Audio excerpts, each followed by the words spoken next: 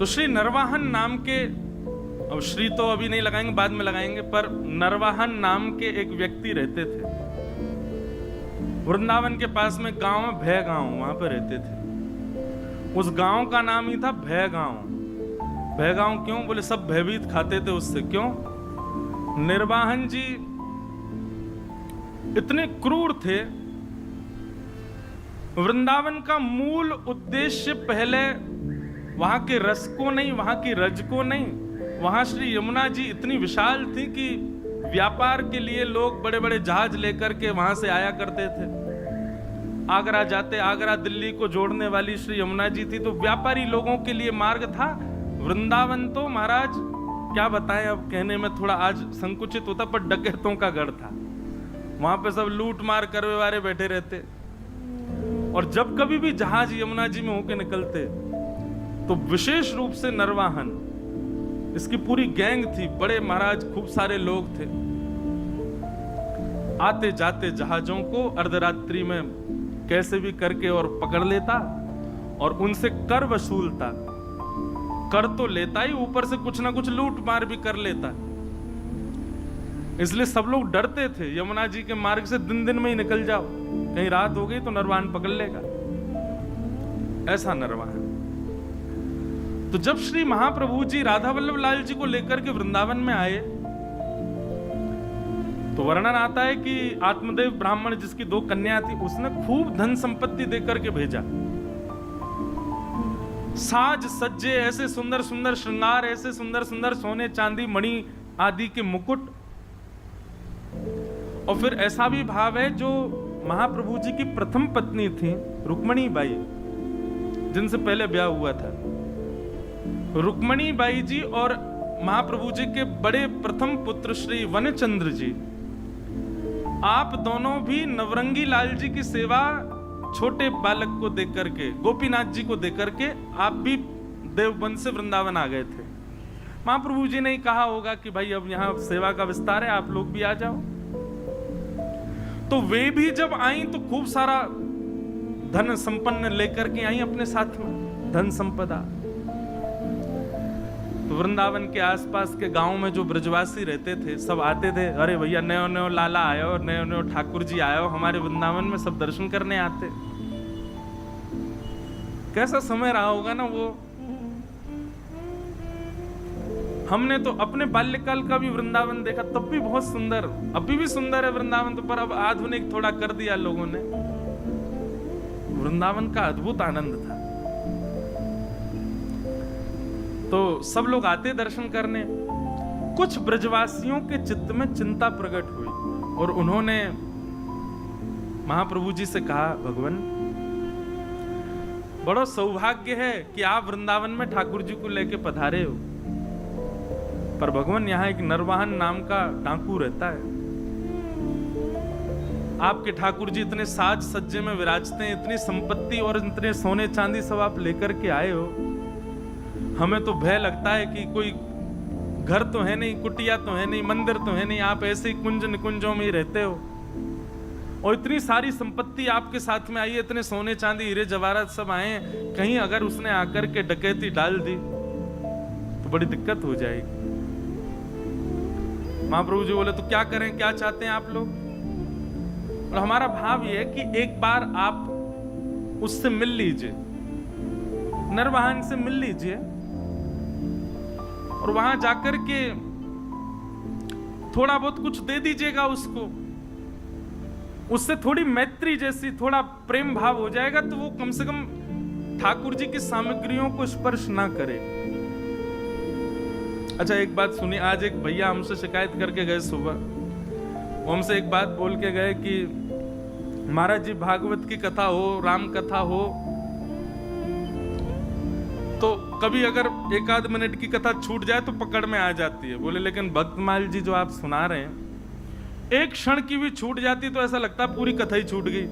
मैंने की तो क्यों छोड़ते हो? बोले मैं नहीं छोड़ता, अगल वाले पीछे वाले फोन चलाते हैं, बात करते हैं, इससे हमारी कथा छूट जाती है। आप कथा में सबको कह दो कि सब लोग अपना फोन बंद रखें, आसपास में बात नहीं करें। मैंने आज कह देंगे, ब्याह नहीं होगा अगले जन्म में, देख लेना,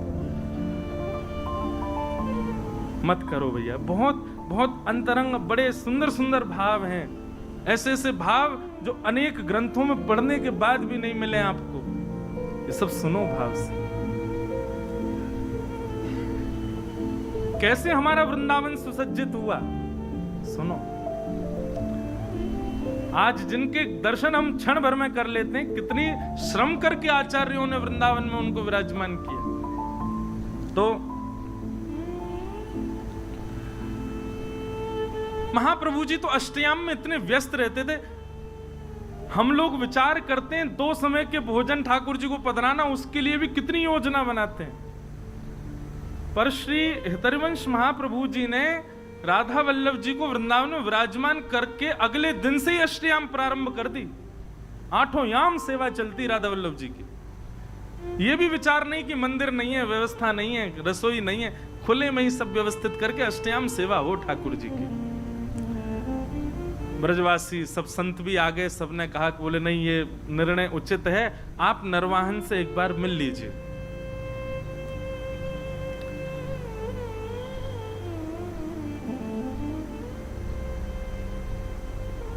हरवंश महाप्रभु के लिए तो नाभाजी भी छप्पे में कह ही रहे हैं ना कि वे अपने व्रत के अनन्य उत्कट व्रतधारी। एक बार जो व्रत धारण कर लेते हैं, फिर चाहे ब्रह्मांड हिल जाए उसका त्याग नहीं कर सकते। महाप्रभु जी ने कह दिया, इनको निहारने के बाद, इनसे मिलने के बाद किसी और से मिलना पड़ेगा, हम नहीं जाएंगे। जब ये मिल गए तो अब और किससे क्या मिलना और किसी से भय क्या खाना। ठाकुर जी हैं साथ में, राधा वल्लभ जी, इन पर भरोसा नहीं है हमें, सब मंगल करेंगे, हम नहीं मिलेंगे किसी से। हम तो सेवा से फुर्सत नहीं, हमको यहीं रहेंगे। खूब प्रयास किया, खूब सबने समझाया, पर महाप्रभु जी नहीं गए।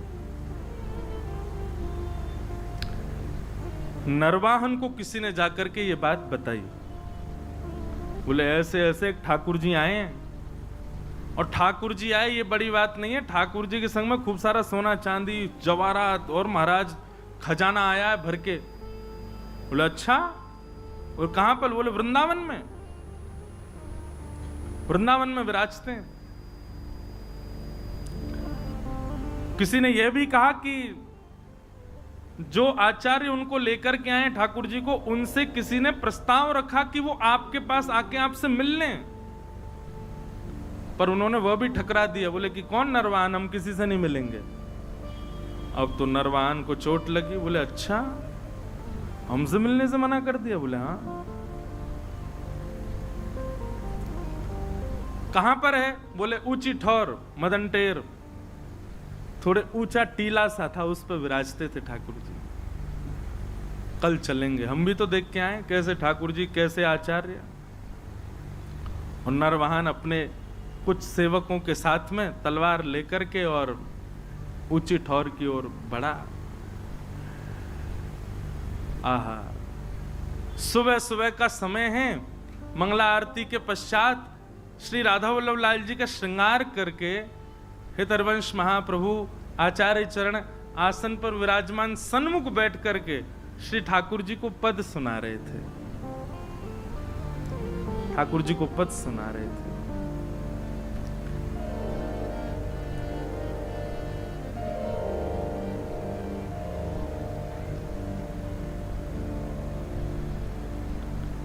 बनी श्री राधा मोहन की जोड़ी, बनी श्री राधा मोहन की जोड़ी, बनी श्री राधा मोहन की जोड़ी, बनी श्री राधा मोहन की जोड़ी। बहुत ध्यान से सब लोग बड़े भाव से मेरे साथ गाओ, चिंतन करो श्री राधा वल्लभ लाल जी का।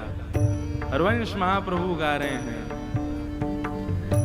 राधा मोहन की जोड़ी बनी श्री राधा मोहनी, श्री राधा मोहन की जोड़ी बनी श्री राधा मोहन की जोड़ी बनी श्री राधा मोहन की जोड़ी बनी श्री राधा मोहन की जोड़ी बनी श्री राधा मोहन की जोड़ी बनी श्री राधा मोहन की जोड़ी बनी श्री राधा मोहन की जोड़ी हे इंद्र नीला इंद्र नीलमणि श्याम मनोहर इंद्र नीलमणि श्याम मनोहर इंद्र नीलमणि श्याम मनोहर इंद्र नीलमणि श्याम मनोहर सात कुंभ तनु गोरी सात कुंभ तनु गोरी आहा। ठाकुर जी कैसे हैं? बोले नीलमणि जैसे चमक रहे हैं ठाकुर जी, जैसे कोई नीलमणि पर प्रकाश जल रहा हो, ऐसे ठाकुर जी जल रहे हैं। बोले प्रकाश किसका डल रहा है? बोले किशोरी जी का ही प्रकाश पड़ रहा है। सात कुंभ तनु गोरी सात कुंभ तनु गोरी भाल विशाल तिलक हरि कामिनी भाल विशाल तिलक हरि कामिनी भाल विशाल तिलक हरि कामिनी भाल विशाल तिलक हरि कामिनी चिकुर चंद्र बिचरोरी चिकुर चंद्र बिचरोरी हाँ बनी राधा की जोड़ी बनी श्री राधा के जोरी बनी श्री राधा मोहन की जोड़ी बनी श्री राधा मोहन की जोड़ी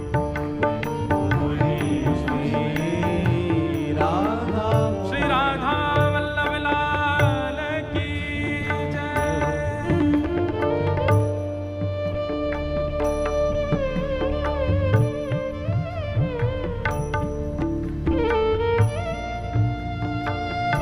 नरवाहन धीरे धीरे समीप जा रहा है, अपनी तलवार से कुंजों को इधर उधर करके फिर आगे प्रवेश करता है।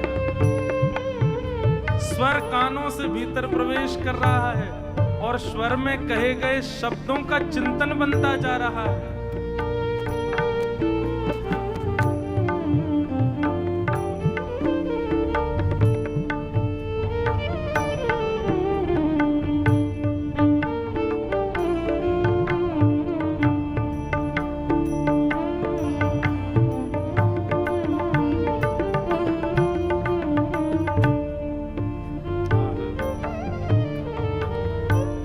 गजनायक प्रभु चाल गयन धनी गजनायक प्रभु चाल गयन गजनायक प्रभु चाल गयन धनी गजनायक प्रभु चाल गयन गति वृषभानु किशोरी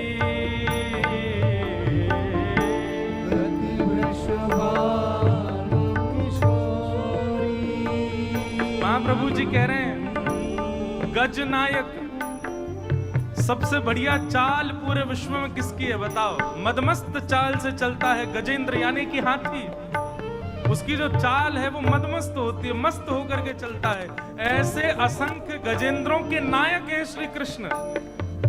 वे जब चलते हैं तो गजेंद्र भी मोहित हो जाते हैं, गज भी उनके ऊपर न्यौछावर हो जाते हैं। पर ऐसे ठाकुर जी की चाल की गति क्या है? चाल चल किसके रहे हैं? गति वृषभानु किशोरी हो, गति वृषभानु किशोरी, राधा मोहन की जोरी, मनीषी राधा मोहन की जोरी, राधा मोहन की मनीषी राधा मोहन की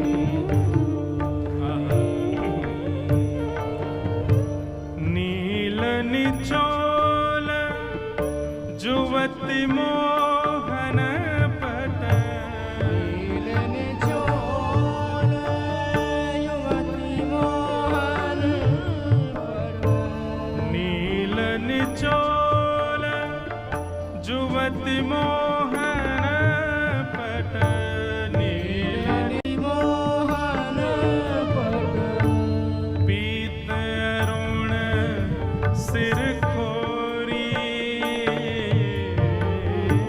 पीत अरुण सिर खोरी, पीत अरुण सिर खोरी, पीत अरुण सिर खोरी, हित हरिवंश रसिक राधापति, हित हरिवंश रसिक राधा, जय श्री हित हरिवंश रसिक राधापति, हित हरिवंश रसिक राधा, जय श्री हित हरिवंश रसिक राधा, जय श्री हित हरिवंश रसिक राधापति, सूरत रंग में बोरी, सूरत रंग में बोरी, बनी श्री राधा मोहन की राधा मोहन की जोरी, बनी श्री राधा मोहन की श्री राधा मोहन की हित हरिवंश रसिक राधापति, हित हरिवंश रसिक राधा, जय श्री हित हरिवंश रसिक राधापति, जय श्री हित हरिवंश रसिक राधा, जय श्री हित हरिवंश रसिक राधापति, जय श्री हित हरिवंश रसिक राधापति, सूरत रंग में बोरी, सूरत रंग में बोरी, बनी श्री राधा मोहन की श्री राधा मोहन की जोरी, बनी श्री राधा मोहन की श्री राधा मोहन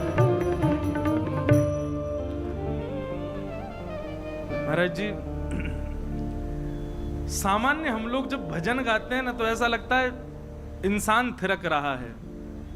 जब रसिक जनों के पद गाते हैं तो सच में अनुभव होता है कि श्याम सुंदर थिरक रहे हैं, ठाकुर जी नृत्य कर रहे हैं।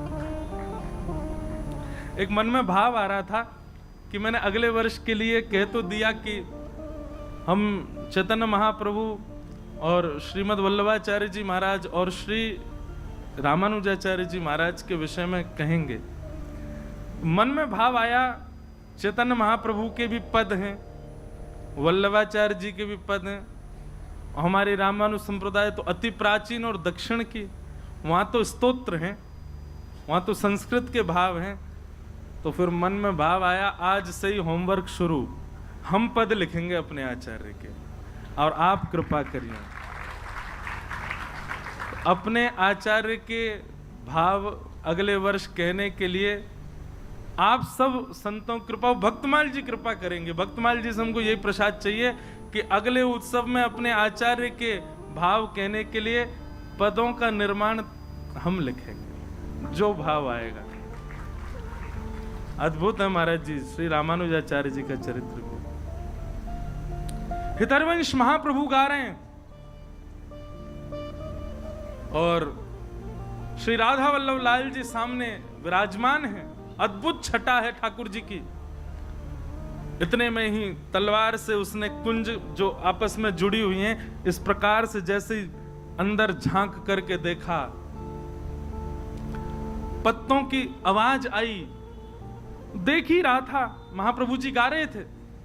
नरवाहन ने जैसे ही तलवार से लता गुल्मों को दूर किया और भीतर झांकने लगा, तो पत्तों की आवाज से महाप्रभु जी ने गाते गाते बस इस प्रकार से पीछे देखा। जैसे कई बार आपने अनुभव किया, कोई पीछे आ जाए तो आप पूरे नहीं मुड़ के केवल इतने ही मुड़ते हो, इतने ही मुड़े और आंखों को घुमाते हो देखने के लिए कौन है पीछे। महाप्रभु जी केवल इतने घूमे और आंखों से बस पीछे निहारा, नरवाहन दिखा नहीं उनको, लेकिन नरवाहन को इतना रूप दिखा केवल महाप्रभु जी का। हरिवंश महाप्रभु का इतना मुख देखते ही उसके तो हाथ कंपायमान होने लगे, उसके तो नेत्रों से अश्रुधार गिरने लगी। ना जाने क्यों अपने अवगुण सब अवगुण जैसे दिखने लगे। मनी मन भीतर ही भीतर उसके ना जाने कितनी ग्लानि उत्पन्न होने लगी। वो मानो ये विचार करने लगा, जिस वृंदावन में इतने दिन से मैं ऐसे अनीत कृत्य कर रहा हूं, उस वृंदावन का वास्तविक दर्शन तो आज मुझे हुआ है। जिस वृंदावन को पाकर के भी मैंने उस वृंदावन की योग्यता को नहीं समझा, वो वृंदावन तो ये है। नीचे आचार्य का आधा मुख और पीछे ठाकुर जी का संपूर्ण अंग, इन दोनों का एक साथ दर्शन नरवाहन को हुआ। और केवल दर्शन मात्र से हाथ कांपने लगे, पैर कांपने लगे, स्थिति ऐसी हो गई रुक ही नहीं पा रहा था। वहां दौड़ा नीचे, पीछे सब उसके जो सेवक गए थे साथ में वो भी दौड़े। क्या हुआ क्या हुआ, अब तो स्थिति बस कुछ समझ ही नहीं आ रहा है क्या स्थिति है। बंधुओं, आपने कभी सत्संग नहीं सुना या आपके किसी परिचित के साथ ऐसा हो कि उसने कभी सत्संग नहीं सुना, कभी वृंदावन नहीं गया, कभी गोविंद देव जी नहीं गया, कभी महाप्रसाद नहीं पाया, कभी भी किसी भी प्रकार की भक्त स्थिति में वो नहीं रहा, और अचानक से किसी की वाणी सुन करके, किसी का दर्शन करके, किसी की उपस्थिति से उसके अंदर परिवर्तन हो जाए, तो यही समझना चाहिए कि श्री किशोरी जी ने उसको स्वीकार किया है। क्योंकि उसकी योग्यता तो थी नहीं, उसके लक्षण तो थे ही नहीं, उसके गुण तो थे ही नहीं उस योग्य बनने के, फिर कैसे वो भक्त हो गया? ठाकुर जी ने चुना। नरवाहन ने भले ही वृंदावन से डकैती करी हो, पर करी तो वृंदावन में।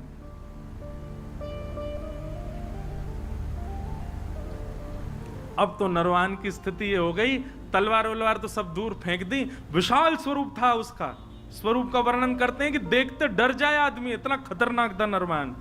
लेकिन ऐसा दीन हो गया, अभी तक वो महाप्रभु जी से चर्चा भी नहीं हुई, कुछ सुना नहीं उसने, अगले क्षण से ही उसकी स्थिति ऐसी दीन बन गया। प्राण हरिवंश, जीवन हरिवंश, नित्य हरिवंश, हरिवंश हरिवंश हरिवंश हरिवंश, बस यही गाता रहता और लता कुंजों में पड़े पड़े रुदन करता रहता, अपने आप को कोसता। ऐसी आत्मग्लानि में चला गया और केवल प्राण हरिवंश, जीवन हरिवंश, नित्य हरिवंश, बस हरिवंश हरिवंश हरिवंश, इसी भाव में ही रहता। आसपास के सब सेवक बेचारे तलवार लिए खड़े रहते, उसको देखते, देखा तो हमने भी, हम पे तो कुछ नहीं हुआ, इसको क्या हो गया। सरदार सरदार, उनको बोलो हरिवंश, गाओ हरिवंश, कहो हरिवंश, नाचो हरिवंश। बोले हरिवंश रोटी खिला जाएंगे? अरे अपना काम धंधा कैसे करना है अब? बोले सब हरिवंश, नित्य हरिवंश, बस हरिवंश हरिवंश हरिवंश यही गाता रहता। जय जय राधा वल्लभ हित हरिवंश, श्री हरिवंश। साथ के सब लोगों ने सोचा, बोले भैया ट्रेंड तो हम हो ही गए इनके संग रह के, अब इनको रहने दो, हरिवंश जी की स्मृति, हम चलें अपना काम करें। उसी समय एक जैन व्यापारी आगरा से अपना कुछ सामान लेकर के बड़े जहाज में यमुना जी के रास्ते दिल्ली जा रहा था। तो नरवाहन के संग में रहने वाले सब लोगों ने योजना बनाई और उस जहाज को बीच में ही रोक लिया। उस जहाज पर भी करीब 200-250 लोग थे। उन सब लोगों ने मन में विचार किया, ये हमारा क्या बिगाड़ेंगे। वे भी लड़ने को नीचे आ गए, लेकिन नरवाहन की सेना बहुत थी और बड़े क्रूर थे सब, नहीं जीत पाए। तो पूरे जैन व्यापारी के जितने लोग थे सबको बंदी बना लिया, पूरे जहाज को जमुना जी में खड़ा करके और पकड़ करके जो भय गांव था वहीं उसका कारागृह था, जेल बना रखी थी उसने, वहीं ले जा करके और सबको बंदी बना दिया। सबको बंदी बना करके उन पर क्रूरता करने लगे, मारने लगे, पीटने लगे, उनको स्थिति खराब कर दी। क्यों? क्योंकि कर तो दिया नहीं, ऊपर से हम पे हाथापाई कर रहा है, जानता नहीं हम नरवाहन की सेना है। एक दासी रहती थी नरवाहन के यहां, वो नरवाहन जी के यहां जाती थी, नरवाहन जी को देखती तो अब तो बस कुंज में बैठे बैठे श्री हरिवंश, हित हरिवंश, प्राण हरिवंश, जीवन हरिवंश ऐसी गाते हैं। वे समझ गई थी स्थिति अब किस मोड़ में मुड़ चुकी है। वे जाती थी और हरिवंश जी का दर्शन और श्री राधा वल्लभ जी का दर्शन करके आती थी, तो वहां कुछ वैष्णव मिलकर के जय जय राधा वल्लभ हित हरिवंश कीर्तन करते थे।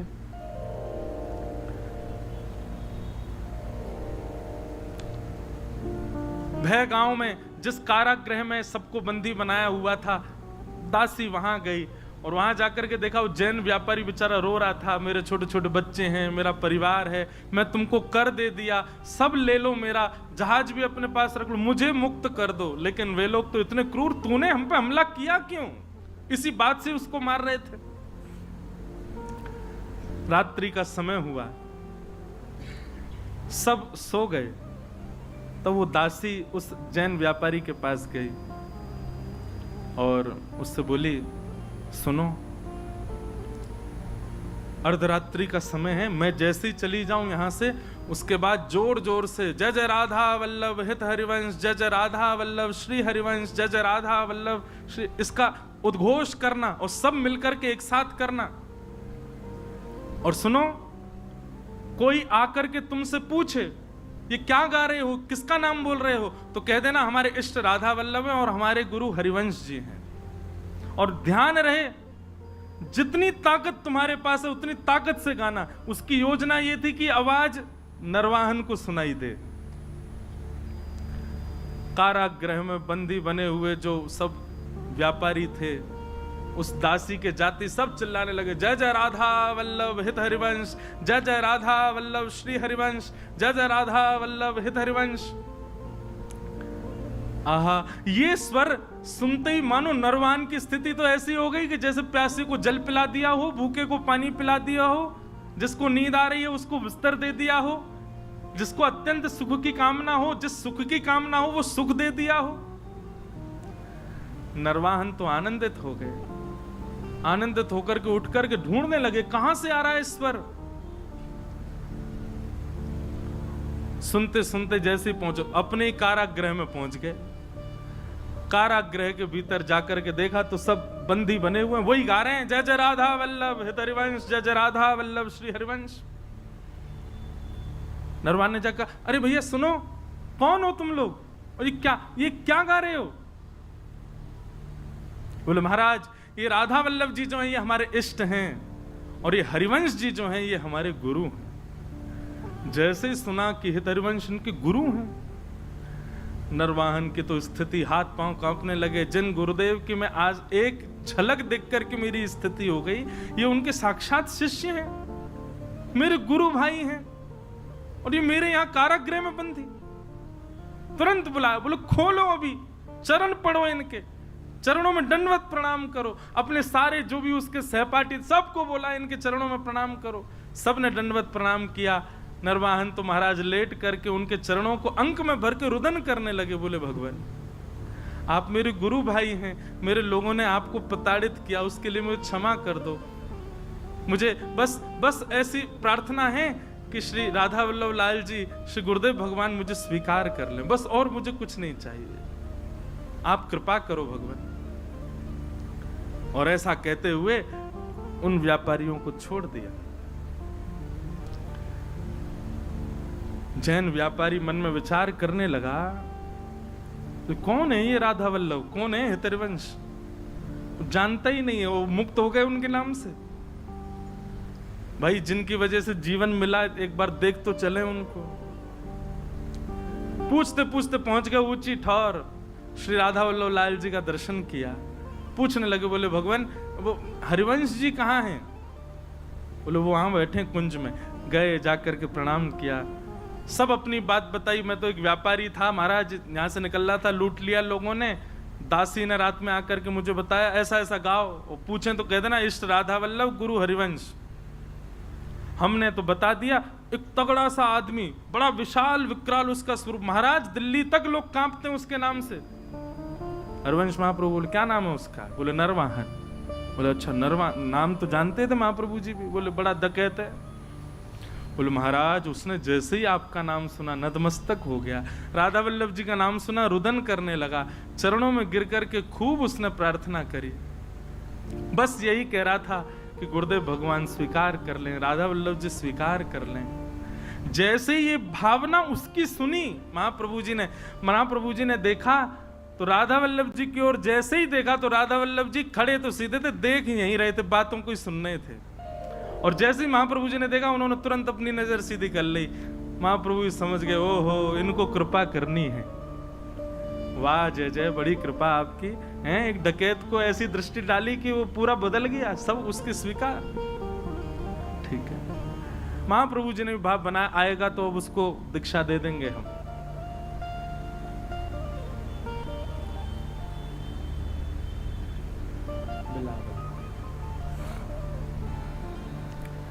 नरवाहन और अच्छा एक मेरी बात सुनिएगा, गुरु सन्निधि में सबसे बड़ा गहना यदि कोई है ना शिष्य का, तो वो है संकोच। गुरु सन्मुख जाने में, गुरु दर्शन करने में, गुरु से कुछ कहने में, गुरु के आगे कुछ बोलने में यदि आपको संकोच नहीं होता है ना, क्षमा करें आपके शिष्यत्व में कहीं कमी है अभी। गुरु के गुरुत्व में कमी नहीं होती, हमारे शिष्यत्व में ही कहीं ना कोई क्षणिक भाव होगा। नरवाहन बहुत मनी मन विचार करता कैसे जाऊं, लेकिन आज उसने थोड़ा साहस किया कि एक बार चल के ऊंची ठौर पर दर्शन तो करूं। कैसे हैं ठाकुर जी?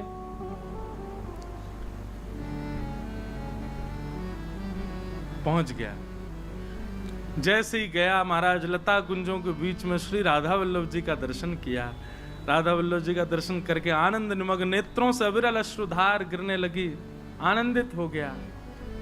और जैसे ही हित हरिवंश महाप्रभु सामने आए, उनका दर्शन करके तो जो स्थिति हुई, कई लोगों के मन में आ सकती है भावना कि बताओ आप महाराज जी कथा में ऐसी बात बता रहे हैं, ठाकुर जी को देख करके तो केवल उसको कंपन होता है, आचार्य को देख करके तो वो पूरा ही ऐसे। बोले आप आचार्य को आचार्य प्रधान हैं,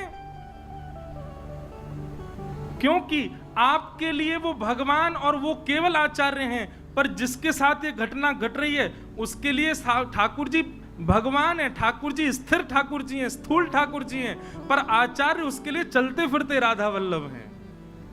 आचार्य उनके लिए चलते फिरते राधा मोहन हैं। आचार्य चरण उनके लिए चलते फिरते साक्षात श्री जी के स्वरूप हैं। इसलिए ऐसी स्थिति आचार्य को देख करके हो रही है। वहां मानव बुद्धि मत रखिए।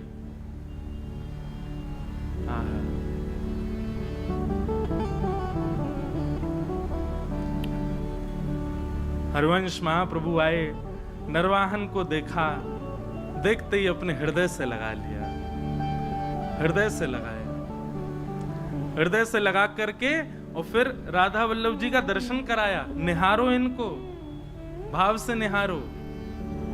क्या अनुभव हो रहा है नरवाहन? बोले बहुत सुखद अनुभव। बोले ही नहीं पा रहा नरवाहन। राधा वल्लभ जी के सन्मुख विराजमान करके नरवाहन को गुरु मंत्र प्रदान किया, निज मंत्र प्रदान करके उसको दीक्षा प्रदान कर दी। और महाराज जी श्री हित चतुरासी जी में महाप्रभु जी के जितने पद हैं उन पदों में 2 पद 11 और 12 संख्या का पद, ये 2 पद महाप्रभु जी ने नरवाहन की छाप से गाए हैं। ऐसी कृपा केवल नरवाहन के ऊपर हुई और किसी के ऊपर नहीं हुई। क्यों? बोले महाप्रभु जी ने दीक्षा देकर के उसको, मतलब इतने कम समय में, इतने कम स्थिति में और बिना किसी साधना, बिना किसी योग्यता के किसी पर अगर कृपा यदि हुई है वो नरवाहन के ऊपर हुई है। दीक्षा देते ही ठाकुर जी ने, श्री हितरवंश महाप्रभु जी ने दर्शन करा दिए ठाकुर जी के अत्यंत अंतरंग लीला के। तो वो 12वें संख्या का जो पद है वो मैं एक गाऊं जिसमें नरवाहन की छाप है। क्या दर्शन करा रहे हैं नरवाहन को? रास का दर्शन है।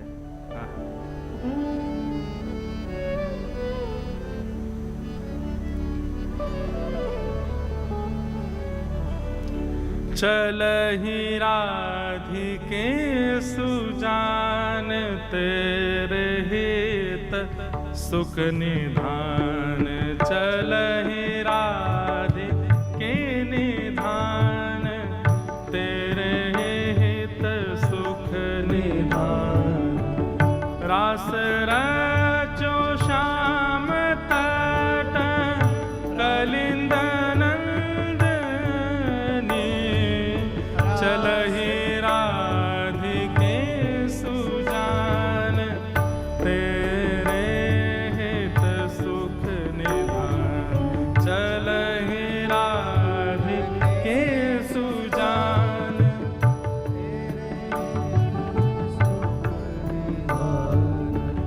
निरतत जुवती समूह, राग रंग अति कुतूह।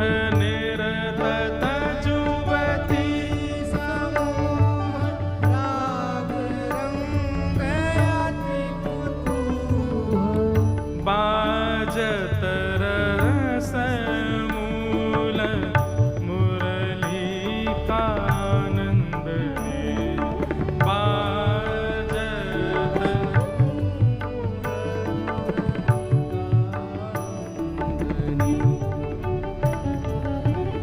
जाति ईषद विकास, कानन अतिशय सुवास।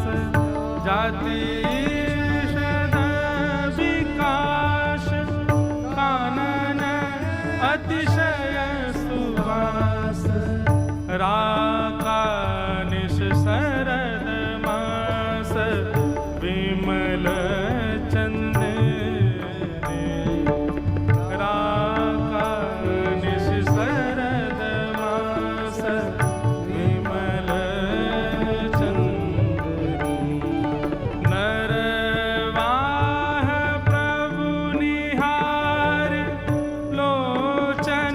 हरि घोष नारी।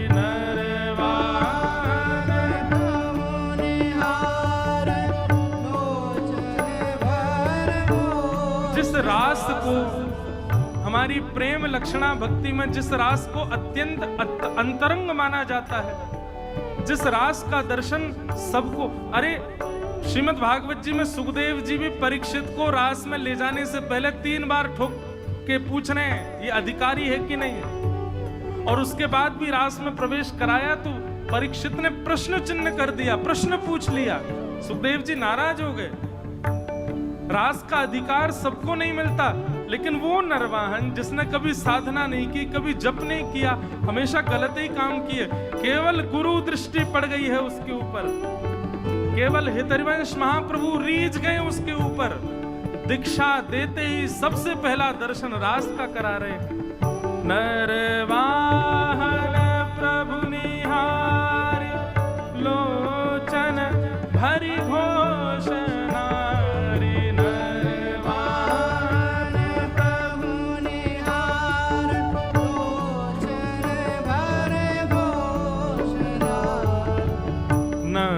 सिख सौंदर्य काम दुख निकंदन की, नख सिख काम दुख निकंदनी, विलसहि भुज ग्रीव मेलि, भामिनी सुख सिंधु झेली,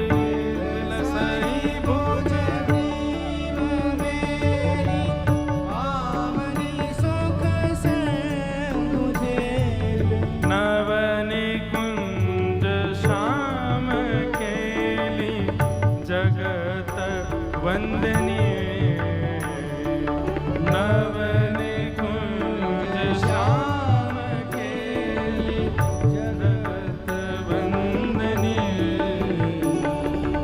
चलहि राधिके सुजान, तेरे हित सुख निधान, चलहि राधिके सुजान,